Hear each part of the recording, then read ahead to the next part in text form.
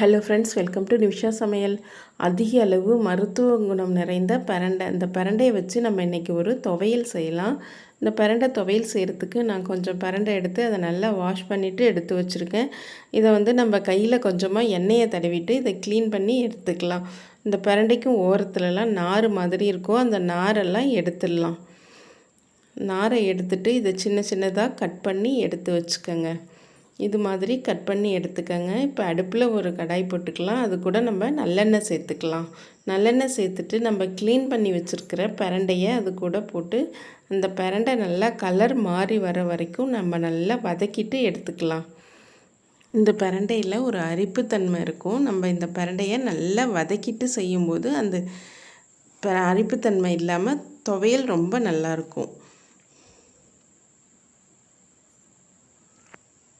நல்லா இந்த அளவுக்கு வதக்கி எடுத்துக்கங்க பிரண்டையை. அப்போ தான் இந்த துவையல் நல்லாயிருக்கும்.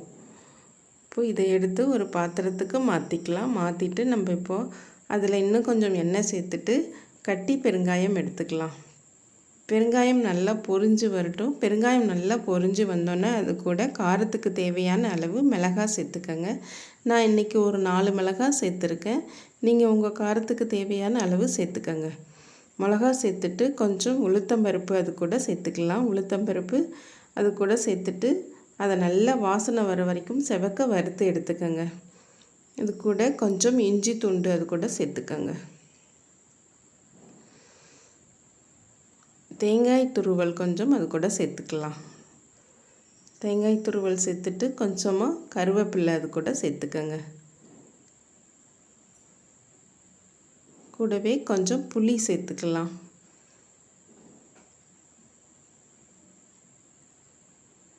புளி சேர்த்துட்டு இப்போ நம்ம அடுப்பை ஆஃப் பண்ணிடலாம். அடுப்பை ஆஃப் பண்ணிவிட்டு இதை நல்லா ஆறணுன்னு நம்ம ஏற்கனவே வதக்கி வச்சுருக்கிற பிரண்டையை கூட இதையும் சேர்த்து மிக்ஸி ஜாரில் சேர்த்துட்டு இதுக்கு தேவையான அளவு உப்பு சேர்த்து இதை நம்ம அரைச்சி எடுத்துக்கலாம்.